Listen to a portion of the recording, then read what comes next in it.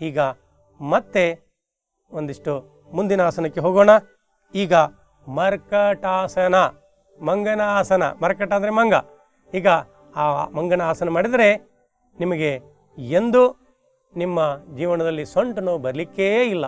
ಅದಕ್ಕಾಗಿ ಆ ಮರ್ಕಟಾಸನವನ್ನು ನೋಡಿ ಮತ್ತೆ ಅದರ ಲಾಭಗಳನ್ನು ನೋಡೋಣ. ಈಗ ಮತ್ತೆ ಶವಾಸನದಲ್ಲಿ ಬನ್ನಿ. ಶವಾಸನ, ಮರ್ಕಟಾಸನ ಬಹಳ ವಿಶೇಷ. ಮರ್ಕಟಾಸನದ 3 ಸ್ಥಿತಿಗಳನ್ನ ಬಂಧುಗಳೇ ನಾವೀಗ ನೋಡೋಣ. ಈಗ ನಿಮ್ಮ 2 ಕಾಲುಗಳನ್ನ ಜೋಡಿಸಿ, ಕೈಗಳು ನಿಮ್ಮ ಭುಜಕ್ಕೆ ನೇರವಾಗಿ ಚಾಚಿರಲಿ, ಮಗ್ಗಲಕ್ಕೆ. ಅಂಗೈಗಳು ಆಕಾಶದ ಕಡೆ ಮುಖ ಮಾಡಿರಲಿ. ನಿಧಾನವಾಗಿ ಕಾಲುಗಳನ್ನ ಮೇಲೆ ಕೇಳ್ಕೊಳ್ಳಿ. ನಿಮ್ಮ ನಿತಂಬಕ್ಕೆ ನಿಮ್ಮ ಹಿಮ್ಮಡಿಗಳು ತಾಗಿರಲಿ. 2 ಪಾದಗಳನ್ನ ಜೋಡಿಸಿ, 2 ಮೊಳಕಾಲುಗಳು ಜೋಡಿಸಿದ್ದಿರಲಿ. ಈಗ ಉಸಿರನ್ನು ತುಂಬಿಕೊಳ್ತಾ ನಿಮ್ಮ 2 ಕಾಲುಗಳನ್ನ ಬಲಗಡೆಗೆ ಒಯ್ಯಬೇಕು, ಕುತ್ತಿಗೆಯನ್ನು ಎಡಗಡೆಗೆ ಒಯ್ಯಬೇಕು. ಈಗ ಉಸಿರು ತುಂಬ್ತಾ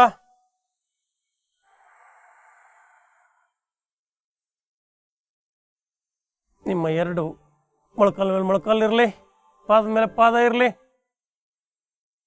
ಕಾಲು ಭೂಮಿಗೆ ಸ್ಪರ್ಶ ಆಗಿರಬೇಕು, ಕುತ್ತಿಗೆ ವಿರುದ್ಧ ದಿಕ್ಕಿನಲ್ಲಿರಬೇಕು. ಮತ್ತೆ ಮೂಲ ಸ್ಥಿತಿಗೆ ಬನ್ನಿ. ಅದೇ ರೀತಿ ಎಡಗಡೆಗೆ ಕಾಲುಗಳನ್ನು ಒಯ್ಯಬೇಕು, ಕುತ್ತಿಗೆಯನ್ನು ಬಲಗಡೆಗೆ ಹೊರಳಿಸಬೇಕು.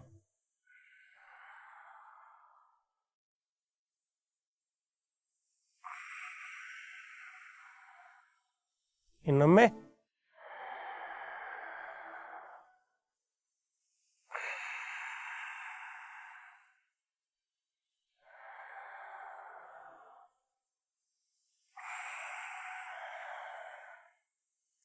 ವಿಶ್ರಾಂತಿ, ಶವಾಸನ. ಈಗ ಮರ್ಕಟಾಸನದ 2ನೇ ವಿಧಿ, 2ನೆಯ ಸ್ಥಿತಿ. ಮತ್ತೆ ಕಾಲುಗಳನ್ನ ಮೇಲೆ ಕೇಳ್ಕೊಡ್ರಿ. ಕೈಗಳು ಭುಜಕ್ಕೆ ನೇರವಾಗಿರಲಿ, ಅಂಗೈಗಳು ಆಕಾಶ ಕಡೆ ಮುಖ ಮಾಡಿರಲಿ. ಈಗ 2 ಕಾಲುಗಳ ನಡುವೆ ಅಂತರ ಎಷ್ಟಪ್ಪ ಅಂದರೆ ನಿಮ್ಮ ಮೊಳಕಾಲಿನಿಂದ ಪಾದದವರೆಗೆ ಎಷ್ಟು ಅಂತರ ಇರ್ತದೋ ಅಷ್ಟು ಅಂತರವನ್ನು 2 ಪಾದಗಳ ನಡುವೆ ಇಡಿ. ಈಗ ಉಸಿರು ತುಂಬ್ತಾ ಕಾಲುಗಳನ್ನ ಬಲಗಡೆಗೆ ಒಯ್ಯಬೇಕು.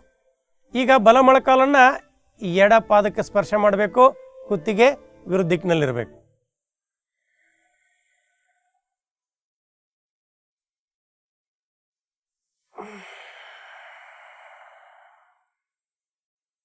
ಈಗ ಎಡ ಮೊಳಕಾಲನ್ನ ಬಲ ಪಾದಕ್ಕೆ ಸ್ಪರ್ಶ ಮಾಡ್ತಾ ಬಲಗಡೆಗೆ ನಿಮ್ಮ ಕಾಲುಗಳನ್ನು ಒಯ್ಯಿರಿ, ಕುತ್ತಿಗೆ ಎಡಗಡೆಗಿರಲಿ. ಉಸಿರು ತುಂಬಿಕೊಡ್ರಿ.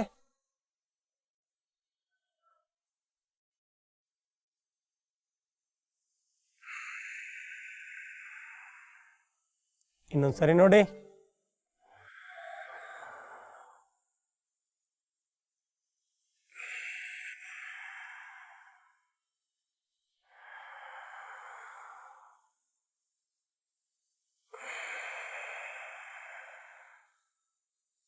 ವಿಶ್ರಾಂತಿ, ಶವಾಸನ.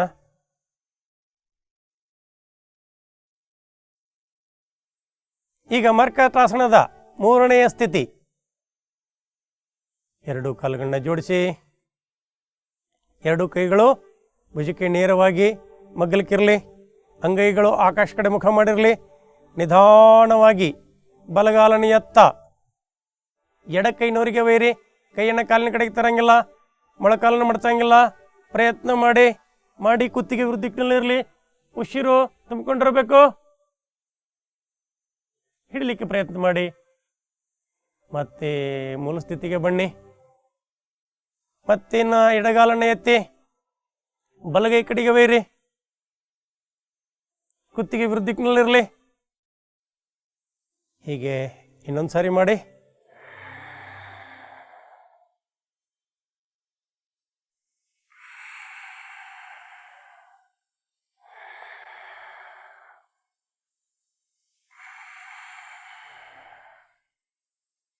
ವಿಶ್ರಾಂತಿ, ಶವಾಸನ.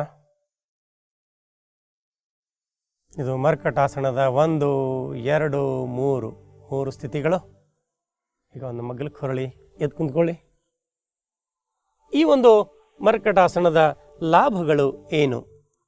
ಬೆನ್ನು ನೋವು, cervical spondylitis, slip disc, sciatica. Sciatica ಅಂದರೆ ಒಂದು ನರ, ಸಯಾಟಿಕ ನರ ಯಾವಾಗಲೂ ಹೊಡೆಸ್ತಿರ್ತದೆ, ಕಾಲುಗಳು ಹೊಡಿತಿರ್ತಾವೆ. ಈ ಮೆದುಳಿನಿಂದ ಈ ಹೆಬ್ಬೆಳಿನವರಿಗೆ ಸಯಾಟಿಕ ನರ್ವ್ ಇರ್ತದೆ, ಅಲ್ಲಿ ಬಹಳ ಸಮಸ್ಯೆ, ಸಯಾಟಿಕ ಸಮಸ್ಯೆ. ಆ ಸಮಸ್ಯೆಯಲ್ಲಿ ಲಾಭಕಾರಿಯಾಗ್ತದೆ.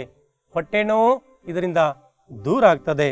ಭೇದಿ, ಮಲಬದ್ಧತೆ ಹಾಗೂ ಗ್ಯಾಸ್ಗಳನ್ನ ದೂರಗೊಳಿಸಿ ಹೊಟ್ಟೆಯನ್ನು ಸ್ವಸ್ಥಗೊಳಿಸ್ತದೆ.